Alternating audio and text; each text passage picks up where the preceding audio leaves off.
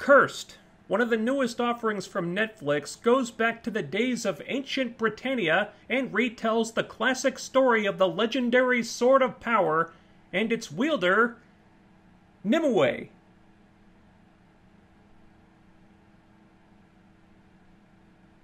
Yeah.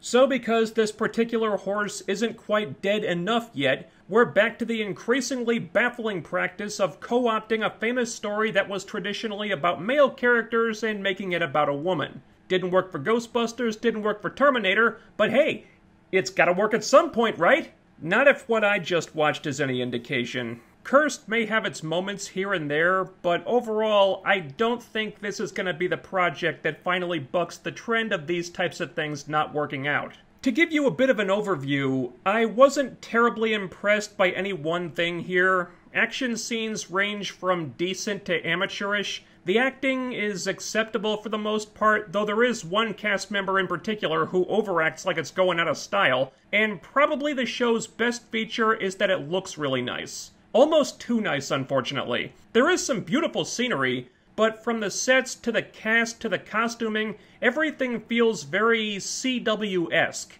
It all just looks a little too clean, a little too pretty for this time period, which might have to do with the way it was shot. It looks especially digital, and not always to its benefit. If you want the show to be pleasing to look at, okay, but it almost takes you out of the story at times, considering this all predates showers, shampoo, detergent, and other stuff like that by a couple hundred years. But on my list of gripes, that's actually pretty low. Production-wise, you can overlook a lot of this stuff, but not so with the writing. This was not an easy watch. I had a hard time getting through it, so much so that I had to keep forcing myself to watch the next episode. And for a while I couldn't figure out why, but around the mid-season mark I finally realized what the problem was.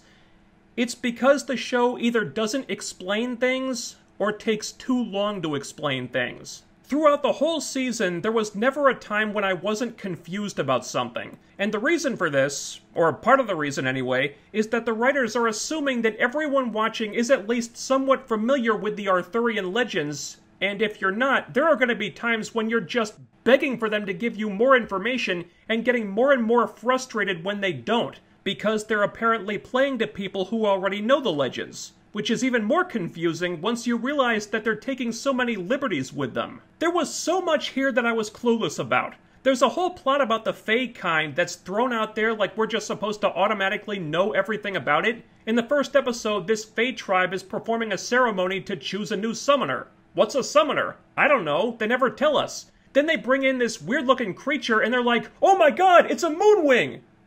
What the hell's a moonwing? I don't know, they never tell us. And that's a problem for a lot of this stuff. Like Nimue's magic, for example. She has magic powers, but it's never made entirely clear to the viewers how her magic works or what she can and can't do. Like, her main ability is that she can control plants. But later on, she can also control fire and smoke and clouds. But how? What do those things have to do with each other? I mean, that's like saying my main magical ability is reviewing stuff on YouTube, but I also have the ability to make my facial hair grow slightly longer in one take, and then get shorter, and then get longer in another take, and then get shorter again.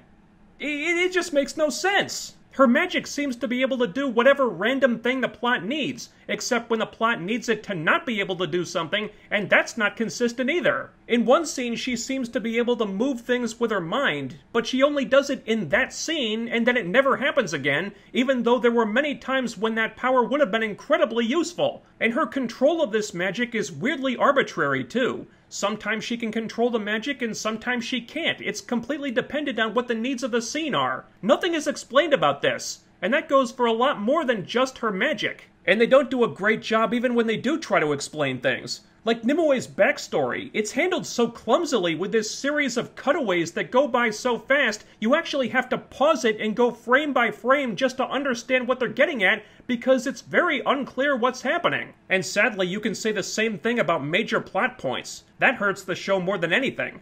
One of the overarching plot threads that run through the season is Nimue trying to get a magic MacGuffin to Merlin, and that's one of the most confusing things in the whole series. You get the sense that there's this whole elaborate backstory Merlin has that you need to know to understand what's going on with him, but the writers take so long to give it to you that it makes the first half of the season a very frustrating watch. For the first 5 or 6 episodes, I was constantly asking basic questions about Merlin, like, wait, why is he doing this? Wait, who is the woman in the black veil? What is their relationship?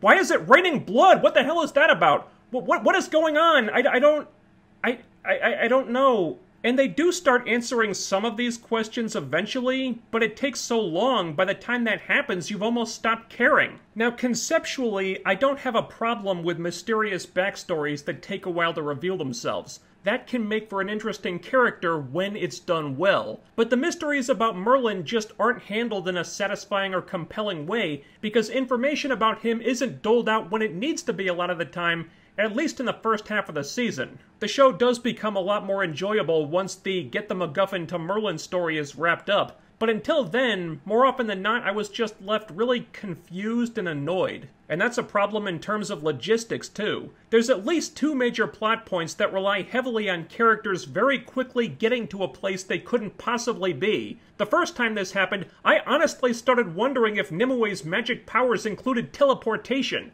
because otherwise, it just made no sense that she could have shown up in this scene when she did.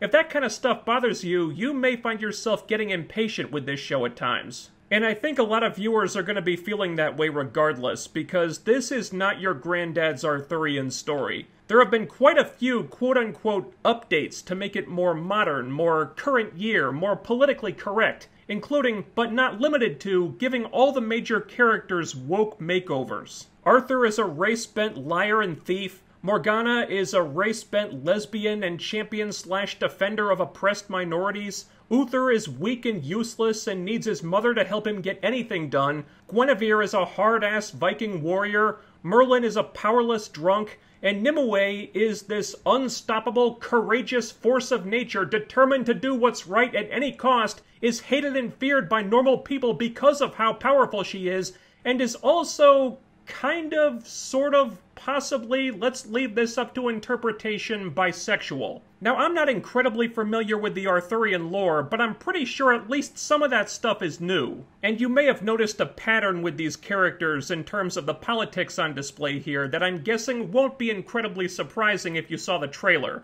The female characters are very proactive, they're the ones who actually get shit done, and most of the male characters are kind of a hot mess. And it doesn't stop there. It also extends to the various relationships in the show. Female friendships are idealized, whereas heterosexual romances are begrudgingly included when the legends say they have to be, or when the plot absolutely needs them to be, but they're otherwise discouraged and tend to either not work out or end tragically. Ordinarily, I don't have a problem if you want to do a more modern version of an old story, as long as the changes are done in a tasteful, intelligent way. There are examples of that being done well, but when the changes are so transparently driven by the writer's political agenda rather than what they think will enhance or deepen the story and the characters, you don't have much of a leg to stand on here. Now, I will give the writers a little credit for the show not being so political that everyone in it becomes an ideologue. It's pretty obvious that propping up the female characters was one of their primary goals here,